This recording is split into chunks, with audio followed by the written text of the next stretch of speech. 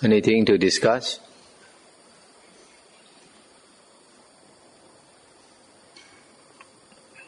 In the story of Discourses, he said that he went out before an old man, a sick man, a dead man, and a monk. So monks do exist. Even before when Buddha did not actually found this whole method of progressing in growth, monks do exist already. Yes. All the time, like in India, you have what they call renunciants, different types of renunciants. Some don't wear robe at all, some are naked ascetics. Some will wear robes, different styles. It's a tradition, because to dye the robes, normally ascetics, they collect the rag robes from corpses, from the roadside and all that. And then they need to dye it a certain color to identify themselves.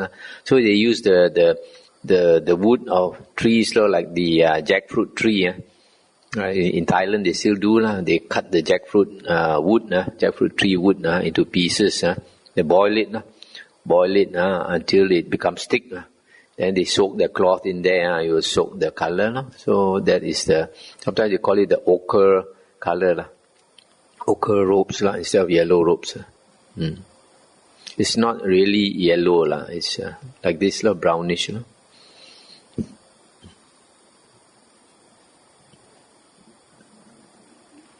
Okay.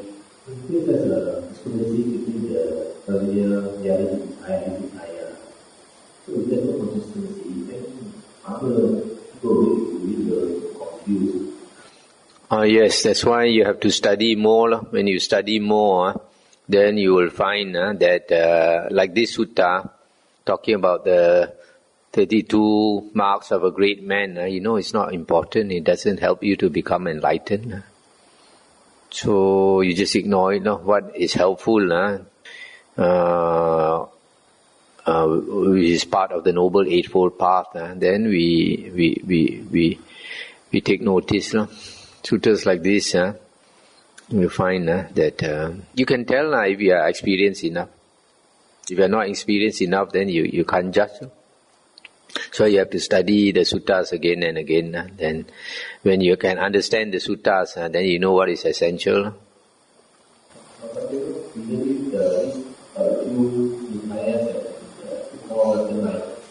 Yes, even though it's recognized because it's passed through different hands for thousands of years, 2,500.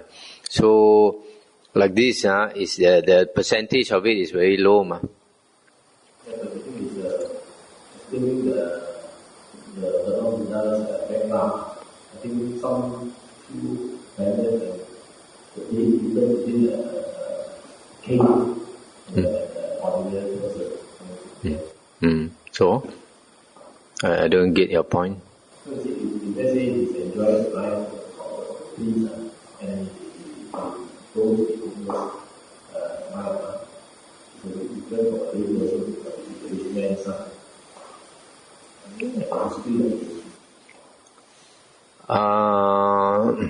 We actually, as far as other Buddhas are concerned, we find in the other suttas, the Buddha does not talk about in detail about other Buddhas. So from this sutta, you find that many things are actually from the Buddha's life story. So they have taken it from there and put inside here.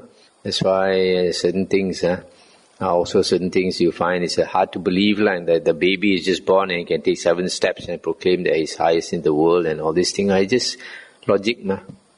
So as far as life of luxury is in the Vinaya books. The Buddha said when he was young, his father was rich, and not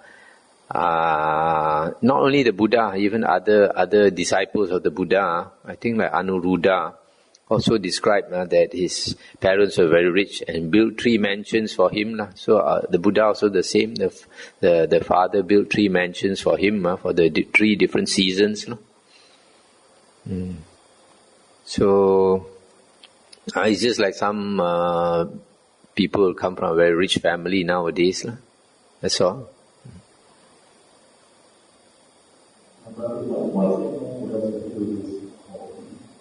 Because you don't need it, ma. During the Buddha's time, were there any Buddha statues? No Buddha statues. And Buddha statues appeared in India starting in Gandhara 500 years after the Buddha's passing away. And the Buddha foretold that his true Dhamma will last for 500 years, meaning it is unpolluted for 500 years. And after 500 years, you find the Mahayana books appeared, and also the Hinayana books like Abhidhamma and commentaries and later books like Visuddhimagga and all these things. So because of wrong view that people, instead of the Buddha's teaching is that we must strive ourselves. You can't pray to somebody for help. So the purpose of Buddha statues is for you to pray for help. So we don't pray for help, so why should we need Buddha statues? To pray to Buddha statues shows wrong view.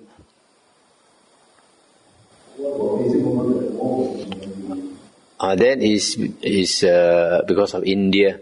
The Buddhas are supposed to be born in India, and that is a special place. So we face that direction when we bow down. Better, to me, it's better to face India and bow than to face a statue and bow. At the beginning of the talk, you mentioned that 99.9% is Pajika Buddha. Yeah. And only a very small amount would like to be Sammasambuddha. And from your other talk, you mentioned that the only difference between a Sammasambuddha and a Pajika Buddha is that a Pajika Buddha does not teach, but he knows exactly the same as a Sammasambuddha. Is there any support for that in the sutta? Because I heard some others say that the Pajika Buddha does not know exactly as a Sammasambuddha, and he cannot teach. Is there any support for that in the sutta? But in the suttas and the Vinaya books, we find that the Buddha, our Buddha, Sakyamuni Buddha, he, as this last sutta mentioned, when he contemplated the beings in the world, he found that the beings in the world, we like to follow our tendencies, and our tendencies, meaning our greed, hatred and delusion.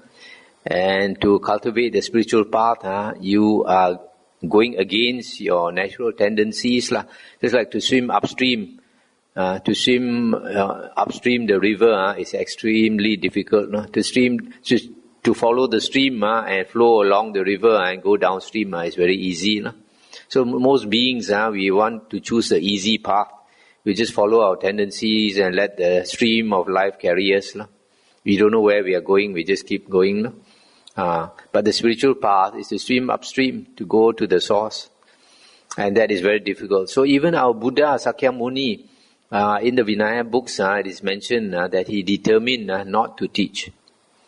And then this Mahabrahma came down and pleaded with him, because this Mahabrahma was a monk in the previous life, under the previous Buddha, Kassapa. So he could recognize when the Sammasambuddha appeared. So he pleaded with the Buddha 3 times. Then the Buddha contemplated again and then decided to teach. That shows if the Buddha did not teach, he would have become a Pacheka Buddha. So he's the same person whether he teaches or he doesn't teach. Just that one moment he decides not to teach, another moment he decides to teach. So isn't it the same?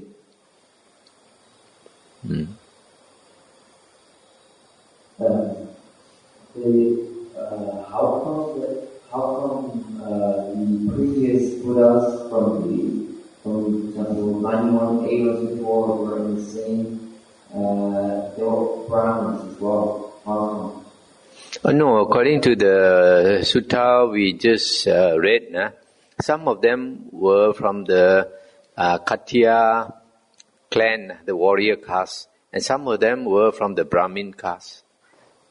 That is hard to say. It might not be true.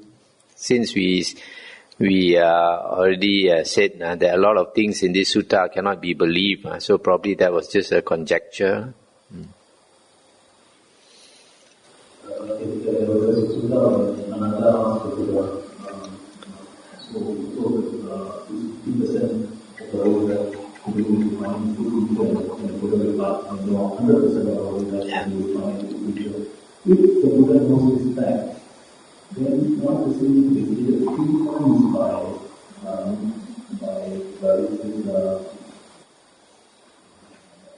Mahabrahma.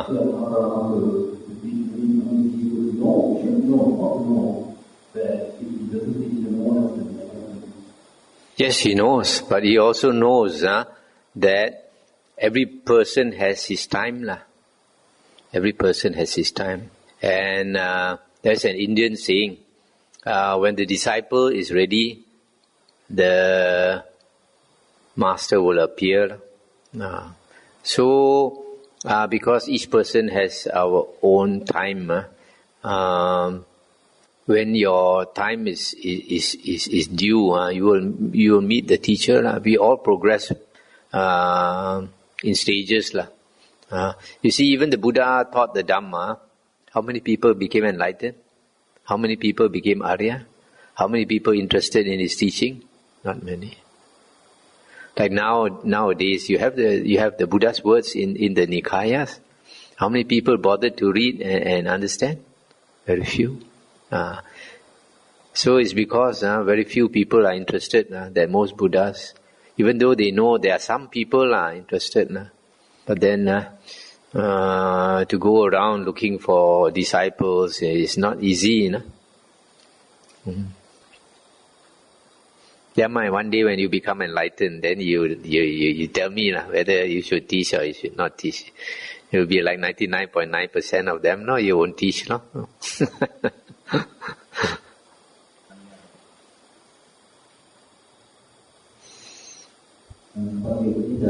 Buddha Nikaya, they mentioned that the Buddha might see an old man before to contemplate that he can go until.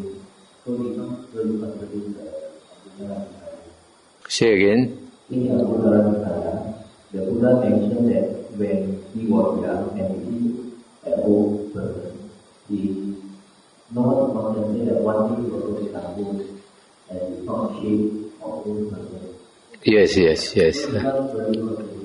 Yeah, I mentioned that it's ridiculous that he has to go out to see an old man, to see a sick man and all that. You don't have to go anywhere, you can see it in your own family. Because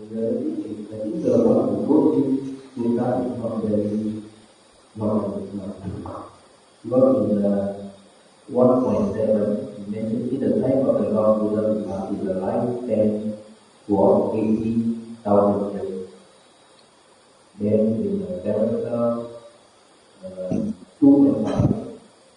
After many hundreds of thousands of years, how can we live hundreds of thousands of years? Yeah, contradiction.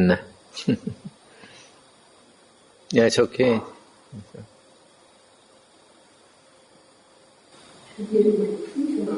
There are so many services, the chance of our Buddha, and they also always for Buddha.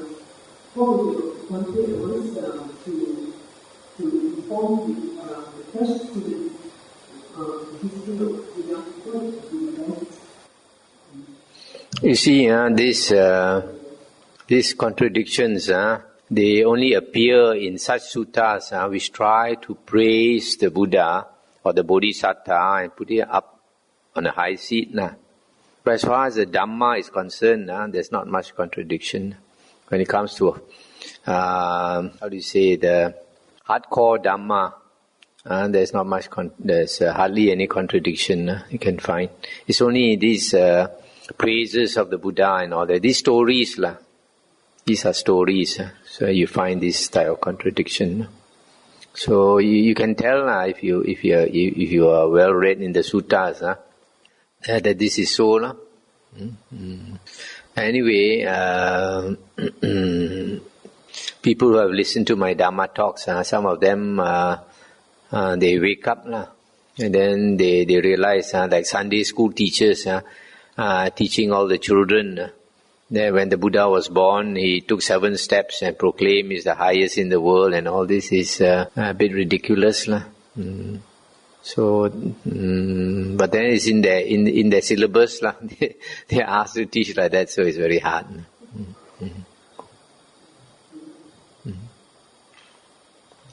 So you find that the people who draft all these syllabus for the children and all that, they are not knowledgeable about the suttas. The book were done 5 years after Buddha said, and Buddha said that 500 years after that will be concluded. So how much concluded are they? How much concluded are they? As I just mentioned just now, the pollution is mainly in the stories. As far as the Dhamma is concerned, there is not much pollution, except in the later books like Abhidhamma, commentaries. You find in the later books like we know that the Abhidhamma and the commentaries are later, because if you look at this period, the 500 years after the Buddha's passing away, we find within this 500 years, you have this King Asoka in India. And King Asoka, he was a great supporter of the Dhamma. So he wanted people to know the Buddha's words. So he made these stone pillars. Like every kilometer by the roadside, he'll have these stone pillars. And he got these workmen to carve on the pillars the words of the Buddha. And it's mentioned now that they have dug up these pillars in India. It is mentioned that during Emperor Asoka's time, there were 5 Nikayas.